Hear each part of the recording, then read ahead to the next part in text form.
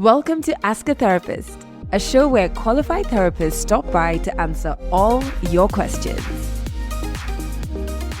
We have a question from Cynthia, and she says, I am 29. My entire childhood was full of trauma, so my whole life I have battled with suicidal thoughts. I am not financially stable, but honestly, I am at a point where I want to run away. I want to go as far away from my relatives as possible. Is this me running away from my triggers, or is it actually a good idea? Woo! Okay. So sorry. So sorry. And I just want you to know, like, your existence is so necessary and is so needed for what it's worth. But what do you think?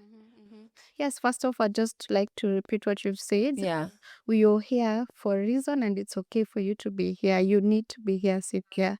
And the fact that you have suicidal thoughts means that you perhaps are struggling mentally. So first off, I'd like to recommend support. It's very confident of you to speak up about suicidal thoughts, and I want to recommend that you get support. Because then it will help you to point out why you're having those thoughts. Also, it would help you maybe to process it and to be able to get better coping mechanisms to navigate it. But meanwhile, the fact that you had a difficult childhood and you've said a traumatic childhood also could have contributed to that, to the fact that you're having suicidal thoughts. Maybe, I don't know what exactly the trauma was, but maybe it made you feel like you perhaps should not be with your family. So you're needing to leave your relatives could be two things. Maybe it's the urge for isolation, where you want to be alone, also sometimes caused by those suicidal thoughts. But also there is a possibility that being around that environment could also be triggering for you. So for her, I really would want to recommend that she gets support. I am willing to help her process it. She can reach out to me, or even via call. I will share, maybe I could get her contact Yeah. so that I can help her to be able to point out what exactly. Yeah. Because that's yeah. And but I do want to appreciate that going through what you're going through and you're able to recognize that this could be triggering me, etc. It's so commendable, because that takes a lot of effort. Um and then I don't know, sometimes solitude is good, isn't it? Yes. Sometimes. Sometimes. Yeah. I know when I needed to do work on myself and like the family environment felt very triggering for me, I took a step back because I was like, I can't do this work while experiencing all of this. I just need to focus on me. And the difficult part, I'm only sharing because I'm not sure if this is the case for you, but like the difficult part is that because of how our family structures are as Africans, that sounds like a very selfish thing to do. You know what I mean? It doesn't sound commendable or whatever. You know in your heart, I'm doing this for my good, and it will have a good ripple effect on the family in the long run. Yes. But it's seen as you're being selfish and you're doing something that is un-African in terms of family values.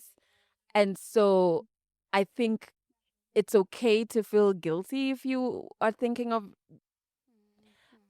getting that healthy solitude as you work, if you just need no triggers to work on yourself. The guilt doesn't necessarily mean don't do it, you know, because now how after working on myself, how I navigate family is like, and it doesn't mean I don't love them. It doesn't mean I don't love them. I thought at the beginning I used to like really battle with that. I'm like, does this mean I'm a selfish, horrible human? It doesn't. It doesn't mean that. Yeah. You're loving them, but you need to love you first as well. Yeah.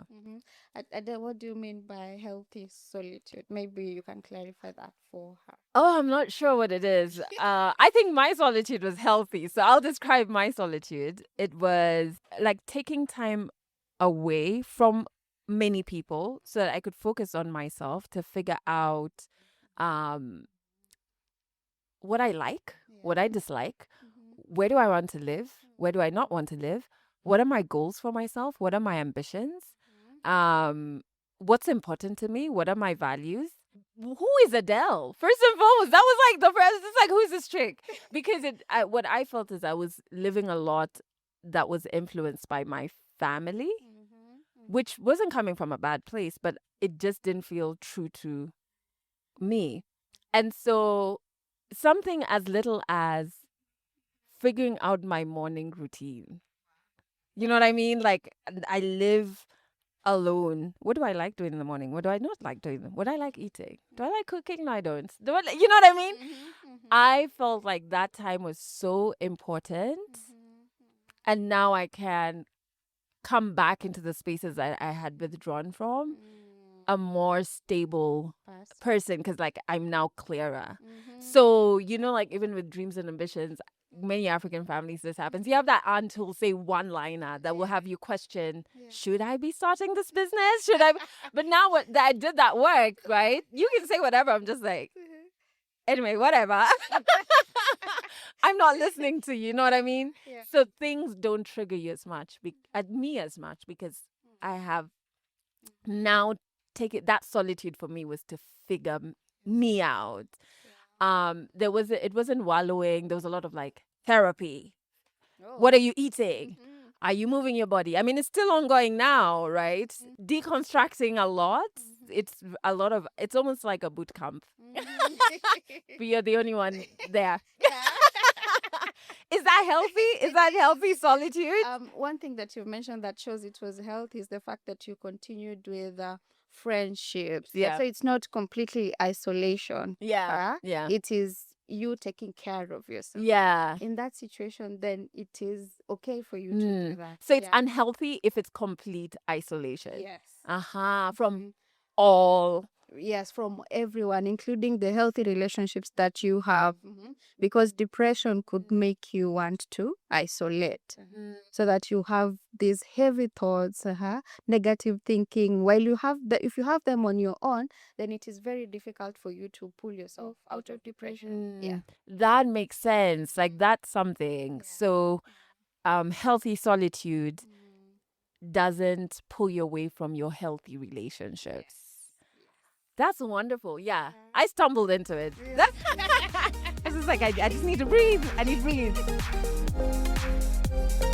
That's all for this episode. If you have a question to ask a therapist, please drop it in our question form. A link to it is in the show notes.